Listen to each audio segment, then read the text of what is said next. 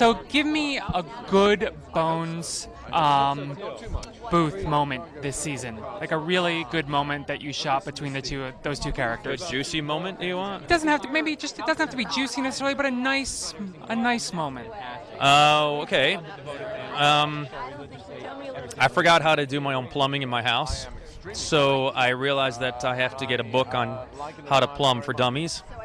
So in the beginning of the show, we're walking to a crime scene, and she says, "Well, you're so versed in the plumbing, you should maybe, do it yourself." And I said, "Well, I can't do it myself because of this whole coma thing, and now I have to get a book for dummies." So it was a very adorable, endearing moment that the two of us had talking about books for dummies. And we were right back into the give and take of our relationship pretty easily. And we ended up at the end of the episode under the sink with water spraying all over us. So it was pretty sexual. Nice. So, I mean, hey, that gives you everything you need, I guess. That's perfect. How long until the two of them have sex? Come on. Well, we did in our fantasy, but that really didn't do much of us.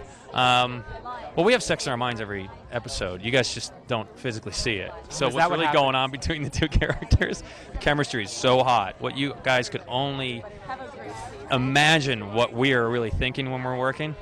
It's crazy. How has your relationship with Emily changed? It's grown, considerably from day one, and how we have just really learned off each other and bounced off each other and really taken the moments to pick each other up, be there for each other. I mean, more so, and with every moment, we've always been able to tell each other, we're not having a bad day, leave me alone, or I'm really enjoying working with you right now, embrace it, and we're really there for each other. If something is upsetting to either one of us, we can tell them, or vice versa, which is really great. Every word of it. It's a lie. Yeah. So, that's what it's nice to be a part of the whole process of learning from someone who trusts you. There's a really nice bond there.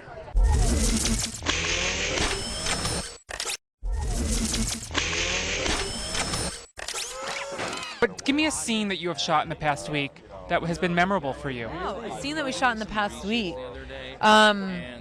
The most memorable this week, we've done a lot of stuff in our pretend Amish country. So that's the episode we're shooting right now. A young Amish boy, a teenager, is found dead. He was on his Rumspringa, which is when they get to run around, is the literal I know Rumspringa. I saw Amish in the City, the reality show on the CW. Oh my gosh, you're good. I thought there was some reality show where there was an Amish person, but there's a whole reality show. That's what that was. Whole reality show. I saw like 10 minutes of it. I was fascinated, and then I didn't see it again. Got bored. Well, no, I think it ended, or I had to go somewhere, and then I forgot what it was, so I didn't ever see it again. Maybe I'll have to buy that on DVD, because I'm fascinated by the whole thing. But yeah, they're on the Rumspringa, and he is killed, and I can't tell you some things about it, but it's just fascinating to kind of go into that world of the Amish. Trying to think of interesting scenes that David and I have done together. We've done some. We have a Cyndi Lauper and the. I heard that. Yeah. I told you about that the last time. Yeah, we already know about that. We already know about that. We have an episode coming up that's in the cul-de-sac. I'm trying to think of anything that's like exciting that David and I know we've had something really exciting, but it's not exciting to talk about. Like, we did a fun scene in a car process. Yeah.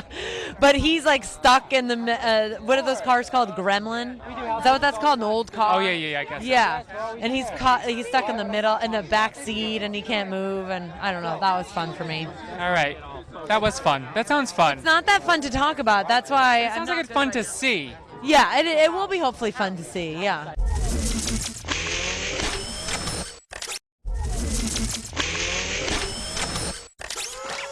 Angela and Hodgins, is this going to be the season? What's going to happen?